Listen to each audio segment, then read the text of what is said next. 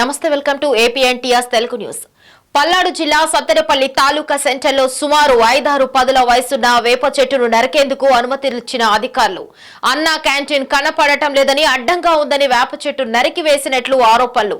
విచారించి సంబంధిత బాధ్యులపై చర్యలు తీసుకోవాలి. జొన్నలగడ్డ విజయ్ కుమార్, న్యాయవాది జై భీమరావు, భారత్ పార్టీ పల్నాడు జిల్లా అధ్యక్షుడు డిమాండ్ చేశారు.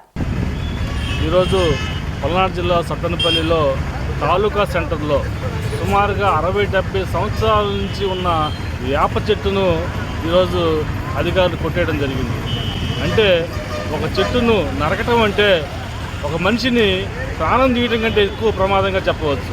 ఎందుకంటే ఒక వ్యక్తి తన కుటుంబానికి అతనికి మాత్రమే ఉపయోగపడతాడు, కానీ చెట్టు మాత్రం ప్రపంచంలో సర్వ సృష్టికి ప్రతి వ్యక్తికి కూడా తన ఉపయోగపడుతుంది. చెట్టు ఉండటం వల్ల ఇక్కడ సత్తెనపల్లి నుంచి గుంటూరు వెళ్ళే ప్రయాణికులు ఎండాకాలంలో ఈ వేప చెట్టు అనేది చాలా నీడనిచ్చేది.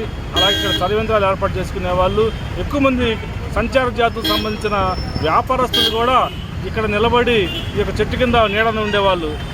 అలాంటిది ఈరోజు అధికారులు కేవలం ఇక్కడ అన్నా క్యాంటీన్కి అడ్డంగా ఉంది, అన్నా క్యాంటీన్ కనపట్టలేదని చెప్పేసి ఈ చెట్టును నరికారని చెప్పేసి సత్తెనపల్లిలో ఆరోపణలు వినపడతా ఉన్నాయి.